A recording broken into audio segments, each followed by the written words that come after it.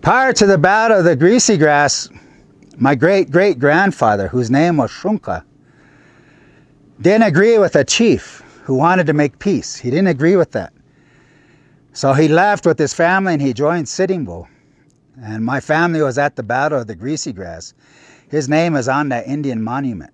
If you look through those English words of those men that fought, you'll find one that says dog. That's my great-great-grandfather who fought there. When the battle was over, the bands dispersed and Sitting Bull went north. And they were pursued. They crossed paths with the Cree chief. And the Cree and the Lakota were enemies. But the Cree were also enemies with the United States government. So when they realized that they were being chased, the Cree took them into their camp and then hid them in their own lodges. So when the soldiers showed up, they couldn't tell who was Cree and who was Lakota. And then they left. So as a Thanksgiving, Lala Sitting Bull gave them one of our societies. The Cree still have that society. 2017, they came to Standing Rock and they shared those dances with us again, those songs that we hadn't seen since June 25th, 1876. He traveled further north into Canada, still being pursued, and he come across the Blackfeet, again, traditional enemies. But when they heard that he was being pursued, they brought him into their camp, and they did the same thing.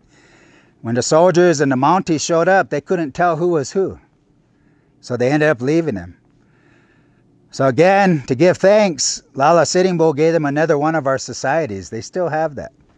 They're getting ready to put that society up. Every year they still dance and they remember these things. When he got into Canada, they wouldn't grant him a reserve like they did the others, but they said that he could stay here as long as you don't launch attacks into the United States. So he agreed to that. During his time there, they sent a French fur trader into Canada 5 times, trying to coax him out of Canada with offerings of peace. And it was the 5th time, the 5th offering of peace the United States made, that he accepted that and he came out of Canada. But when they came, part of them wanted to stay and he honored that. So part of the Hunkpapa are still in a place called Wood Mountain up in Saskatchewan. When they came down to Fort Peck, Montana, his childhood friend was a chief there, Medicine Bear. And some of the people wanted to stay with Medicine Bear because they had relatives. So again, he honored that. And he said, okay. And then they left, heading towards Fort Buford. When he showed up at Fort Buford, they say that all of the officers came out. And they brought all of their families. And they dressed up in their finest. And they stood in formation around their parade grounds because they thought this war chief was going to come in riding a white stallion with a flowing headdress. But the Hunkpapa weren't like that. When he came in, he was dressed in a real humble way. And he had 1 feather in his hair. Even though he was the greatest leader that we ever had, he came in a humble way. And it was there at Fort Buford that he realized he was lied to. And they confiscated his horses and they confiscated his weapons.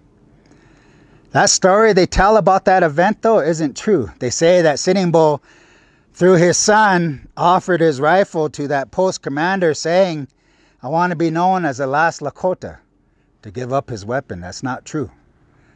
The Chantetiza, which he was a leader of, the Stronghearts, would never give up their weapons. Never. What he said was he looked at his son, Crowfoot, and he said, my boy, if you live, you will never be a man in this world.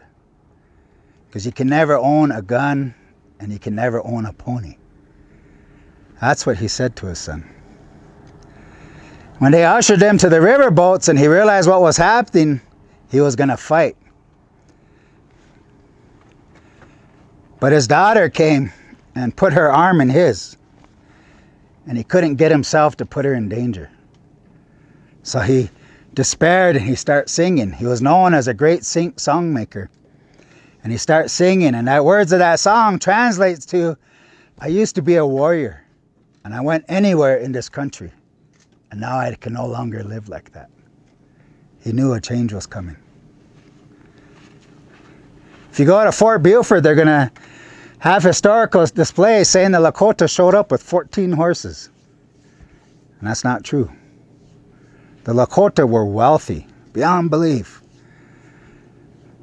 He showed up with more than 14 horses.